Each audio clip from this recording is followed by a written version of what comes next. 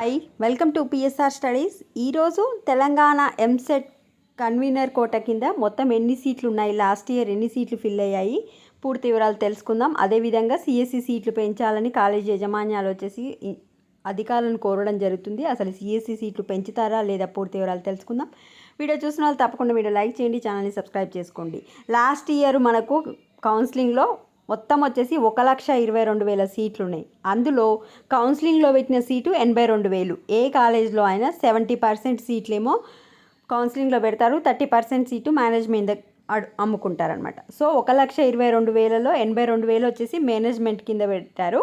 Remaining సీట్లు వచ్చేసి వాళ్ళు అమ్ముకోవడానికి మేనేజ్మెంట్ సీట్స్ అనమాట.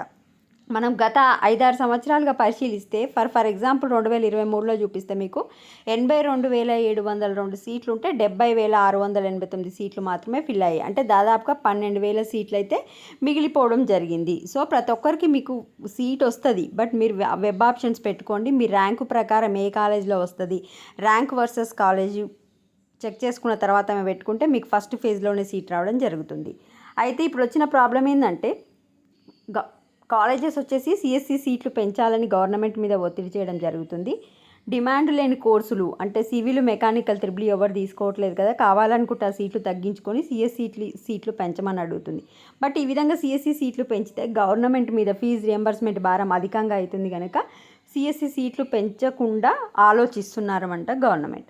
సో కాలేజీ ఏం చెప్తున్నదంటే మీ ఫీజు రియంబర్స్మెంట్ మాకేమొద్దు, విద్యార్థులే ఫీజు పే చేసుకుంటారు, కావాలనుకుంటే పెంచే సీట్లకు ఫీజు రియంబర్స్మెంట్ ఇవ్వకుండా సీట్లు పెంచాలని కోరుతున్నారు. సో గవర్నమెంట్ దగ్గర ఉన్న ఒకటే ఆప్షన్ ఏంటిది, సీట్లు పెంచితే వాళ్ళు మాత్రం ఫీజు రియంబర్స్మెంట్ అని ఇవ్వడానికి రెడీగా లేదు. ఎందుకంటే ఆల్రెడీ చాలా భారం అవుతుంది ఫీజు రియంబర్స్మెంట్, గవర్నమెంట్ దగ్గర మనీ లేదు కనుక.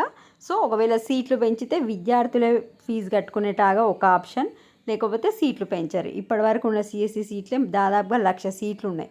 సో మరి ఈ విధంగా సిఎస్సి జాయిన్ అయిపోతుంటే నెక్స్ట్ ఫ్యూచర్లో సివిల్, మెకానికల్, ఎలక్ట్రికల్ ఇంజనీరింగ్స్ అనేది కొరత ఏర్పడుతుంది. అంటే ఫ్యూచర్లో ఆ సివిల్, మెకానికల్, త్రిబుల్ పెరిగిపోయి సిఎస్సి అనేది ఆటోమేటిక్గా పడిపోవడం జరుగుతుంది.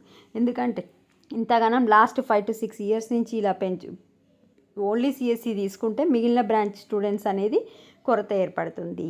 So this is the update to the CSC students or TS EAMCET students. ఈ పేపర్ కావాలంటే ఈరోజు సాక్షి హైదరాబాద్లో రావడం జరిగింది. కావాలనుకున్న వాళ్ళు తీసుకోండి. వీడియోని లైక్ చేయండి. Thanks for watching.